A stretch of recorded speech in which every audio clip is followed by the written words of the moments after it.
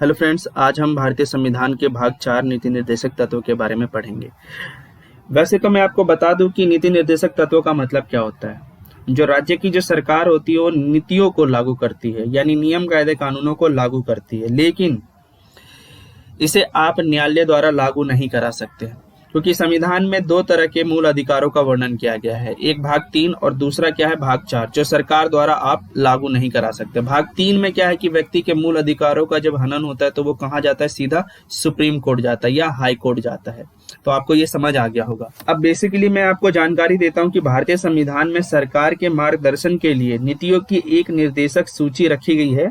निर्देशों की इस सूची को राज्य का नीति निर्देशक तत्व कहा जाता है। नीति निर्देशक तत्व वाद योग्य नहीं है, अर्थात इन्हें बल प्रयोग न्यायालय द्वारा लागू नहीं कराया जा सकता। इन्हें लागू करना सरकार का कर्तव्य होता है। सरकार को इन्हें लागू करने का प्रयास करना चाहिए। कुछ नीति निर्देशक तत्वों को सरकार ने समय समय पर भी लागू किया है, जैसे कि हम बात कर रहे हैं कि जमींदारी उन्मूलन व्यवस्था, बैंकों का राष्ट्रीयकरण, लघु कुटीर उद्योगों को प्रोत्साहन आदि, जैसे गरीबी बेरोजगारी में कमी आई है तथा विकास को बढ़ावा मिलता है। राज्य धीरे धीरे विकसित होते जा रहा है। अब हम बात करते हैं कि राज्य का जो नीति निर्देशक तत्व होता है वो न्यायालय द्वारा लागू नहीं कराया जा सकता। आप ध्यान से मेरी बात को सुनिएगा, आपको समझ आ जाएगा। जैसे हम बात करते हैं कि यूपी में पहले अखिलेश यादव की सरकार थी, तो उस समय लोगों के लिए पेंशन की सुविधाएं थी। अब जैसे योगी जी की सरकार आई तो पेंशन की सारी सुविधाओं को उन्होंने बंद कर दिया। यहाँ पे हमने अभी क्या समझा, हम ये समझ रहे हैं कि भाई जो नीति निर्देशक जो तत्व होता है वो जनता के फेवर में भी है और नहीं भी है। अब यहाँ पे बताया जाता है कि उसे न्यायालय द्वारा आप लागू नहीं करा सकते। तो जैसा कि आपको ये समझ आ गया होगा। अब हम बात करते हैं कि इसे भाग 4 में अनुच्छेद 36 से 51 के बीच में रखा गया है। इसे आयरलैंड के संविधान से लाया गया है। अब हम बात कर रहे हैं कि यहाँ पे आयरलैंड कहाँ से लेकर आता है, स्पेन से लेकर आता है। ऐसे तत्व हैं जो देश के लिए बहुत ज्यादा जरूरी है। देखो भाई, देश के लिए बहुत ज्यादा क्यों जरूरी है। एक राज्य की सरकार का कर्तव्य होता है कि वह समय समय पर नीतियों को बनाए और लागू करे, लेकिन व्यक्ति के मूल अधिकारों को ध्यान में रखकर।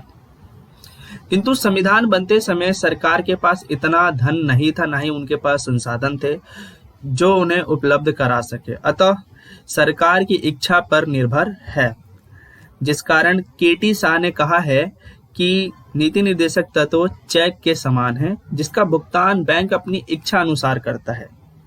नीति निर्देशक तत्व का उद्देश्य क्या है, सामाजिक तथा आर्थिक लोकतंत्र की स्थापना करना। तो फ्रेंड्स, अब हम बात करते हैं कि अनुच्छेद 36 क्या कहता है। इसमें राज्य की परिभाषा दी गई है। जो भाग 3 में था वही भाग 4 में है। अब हम बात करें अनुच्छेद 37 क्या कहता है। इसे न्यायालय द्वारा आप लागू नहीं करा सकते, अर्थात यह न्यायालय द्वारा परिवर्तनीय नहीं है और वाद योग्य भी नहीं है। अब अनुच्छेद 38 क्या कहता है, लोक कल्याण की अभिवृत्ति, अर्थात सरकार जनता का क्या करेगी, कल्याण करेगी। जैसे राशन कार्ड, सामाजिक राजनीतिक न्याय दिलाना, ये सारे कार्य किसके तहत होंगे, अनुच्छेद 38 के तहत होंगे। तो फ्रेंड्स, अब हम पढ़ रहे हैं अनुच्छेद 39। समान काम के लिए स्त्री पुरुष को समान वेतन और संसाधनों का उचित विवरण शामिल है। इसके अंतर्गत हम बात करते हैं कि राज्य में समान कार्य के लिए समान वेतन होना चाहिए और यह मेल तथा फीमेल के लिए सामान्य यानी इक्वल होना चाहिए। तो फ्रेंड्स, अब हम बात करते हैं कि अनुच्छेद 39 का क्या कहता है। समान न्याय और निःशुल्क विधि की सहायता प्रदान है, अनुच्छेद 42 संशोधन 1976 के तहत। अब हम बात करते हैं कि अनुच्छेद 40 क्या कहता है। ग्राम पंचायतों का संगठन, यानी हम बात करें कि महात्मा गांधी जी ग्राम पंचायत के फेवर में थे, लेकिन अंबेडकर जी ग्राम पंचायत के फेवर में नहीं थे। और अब हम बात करें कि राजस्थान के नागौर जिले में ग्राम पंचायत को लागू किया गया था। तो फ्रेंड्स, अब हम बात करते हैं कि अनुच्छेद 41 क्या कहता है। कुछ दशाओं में सरकारी सहायता, यानी हम बात करें काम शिक्षा प्राप्त करना, जैसे वृद्धा पेंशन, विधवा पेंशन, विकलांग को साइकिल आदि। अब हम बात करते हैं कि अनुच्छेद 42 क्या कहता है कि न्याय संगत कार्य की मनोचित दशा तथा प्रसूति सहायता उपलब्ध कराना या करना, जैसे गर्भवती महिला द्वारा कठोर शारीरिक श्रम ना करना। तो फ्रेंड्स, अब हम बात करते हैं कि अनुच्छेद 43 क्या कहता है कि निर्वाह योग मजदूरी अर्थात इतना वेतन दे दिया जाए कि परिवार वह चला सके कुटीर उद्योग के माध्यम से। तो ट्रिक के बेस पर याद करना है कि दमन 41, 42 और 43 में क्या कहा गया है। जैसा कि आपको फ्रेंड्स पता है कि 41 में क्या कहा गया है कि कुछ दशाओं में सरकारी सहायता जैसे बुढ़ापा, विकलांग, शिक्षा, ये सारी चीजें देने की बात कही गई है। अब 42 में क्या कहा गया है, न्याय संगत मनोचित दशा, प्रतिश्रुति सहायता। और 43 में क्या कहा गया है कि निर्वाह योग मजदूरी, अर्थात इतना वेतन दे दिया जाए कि परिवार वह चला सके। अनुच्छेद 43 का क्या कहता है कि उद्योग प्रबंधन में कामगारों की भागीदारी।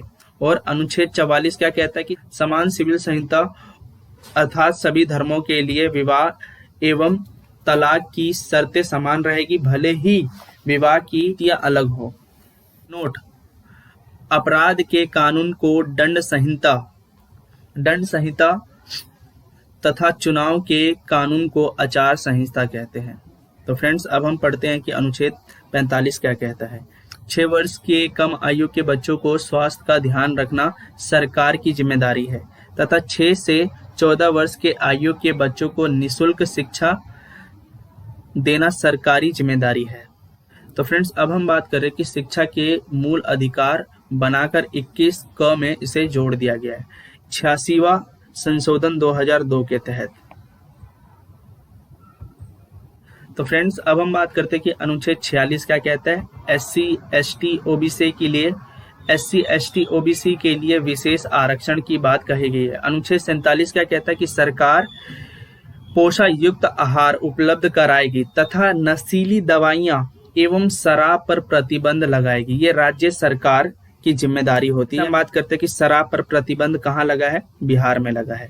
तो अब हम बात करें कि अनुच्छेद 48 को पर्यावरण, वन तथा वन्य जीव की रक्षा करना सरकार का कर्तव्य है 42वां संशोधन 1976 के तहत।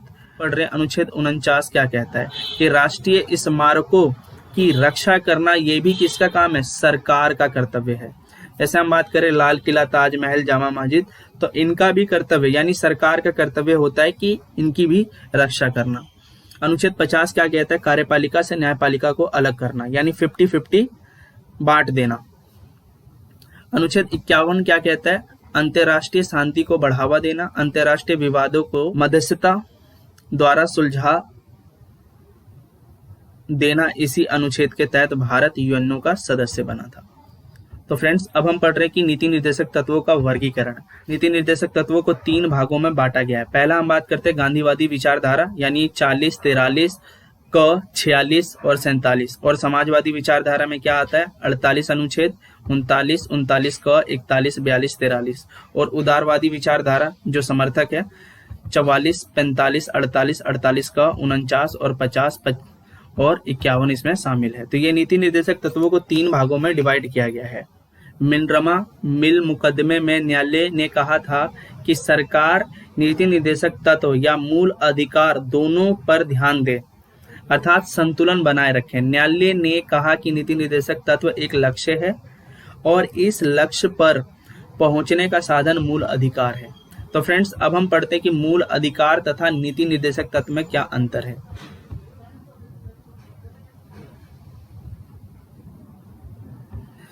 तो मूल अधिकारों के बारे में हम बात कर रहे हैं कि इसे कहां से लिया गया है, अमेरिका से।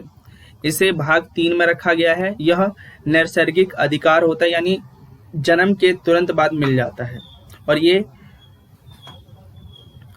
और यह न्यायालय द्वारा परिवर्तनीय और वाद योग्य है। अगर व्यक्ति के मूल अधिकारों का हनन होता है तो वो सीधा कहाँ जाएगा, सुप्रीम कोर्ट। अगर सुप्रीम कोर्ट उसके लिए दूर है तो वो कहाँ जाएगा, हाई कोर्ट। यह सरकार की शक्तियों को घटा देता है अर्थात ऋणात्मक है। इसके पीछे कानूनी मान्यता है। यह निलंबित हो सकता है कुछ समय के लिए। याद रखना फ्रेंड्स, कुछ समय के लिए, आपातकाल के दौरान हमारे मूल अधिकारों को कुछ समय के लिए निलंबित कर दिया जाता है। यह व्यक्ति की भलाई के लिए है। अब हम बात करते हैं कि नीति निर्देशक तत्व क्या है। ये आयरलैंड से लिया गया है। इसे भाग 4 में रखा गया। यह नैसर्गिक नहीं होता है तथा सरकार लागू कर भी सकती है और नहीं भी। यह न्यायालय द्वारा परिवर्तनीय और वाद्य योग्य नहीं है। यह सरकार के अधिकारों को बढ़ा देता है अर्थात धनात्मक है। इसके पीछे राजनीतिक मान्यता है। यह निलंबित नहीं हो सकता, यह समाज की भलाई के लिए है। फ्रेंड्स, अब हम बात करते हैं कि मूल कर्तव्य, व्यक्ति का मूल कर्तव्य क्या है। इसे 42वां संविधान संशोधन 1976 में सरदार स्वर्ण सिंह समिति के सिफारिश पर जोड़ा गया था। इसे रूस के संविधान से लाया गया था। इसे ना मानने पर कोई दंड का प्रावधान नहीं है। इसके भाग 4 क में अनुच्छेद 51 क के तहत जोड़ा गया है। मूल अधिकार, मूल संविधान में मूल कर्तव्य नहीं थे। 42वां संविधान संशोधन 1976 के द्वारा 10 कर्तव्य तथा 86वां संशोधन द्वारा एक और मौलिक कर्तव्य जोड़ा गया है। वर्तमान में मौलिक कर्तव्य की संख्या कितनी है? 11 है। तो उसी को ध्यान में हमें पढ़ना है और समझना है। तो फ्रेंड्स, अब हम पढ़ते हैं कि पहला, संविधान का पालन करना, इसके आदर्श संस्था, संसद, सुप्रीम कोर्ट, हाई कोर्ट, राष्ट्रीय ध्वज और राष्ट्रीय प्रतीक तथा राष्ट्रीय गान का सम्मान करना। अब हम बात करें दूसरा, राष्ट्रीय आंदोलन को प्रेरित करने वाले आदर्शों का पालन करना, यानी हम बात कर रहे हैं नारा, देश की संप्रभुता, दबाव रहित शासन, एकता अखंडता को बनाए रखना, देश की रक्षा करना, राष्ट्र की सेवा करना, देश के लोगों में मेल मिलाप तथा भाईचारे बनाए रखना, देश की समृद्धि और गौरवपूर्ण समृद्धि की रक्षा करना।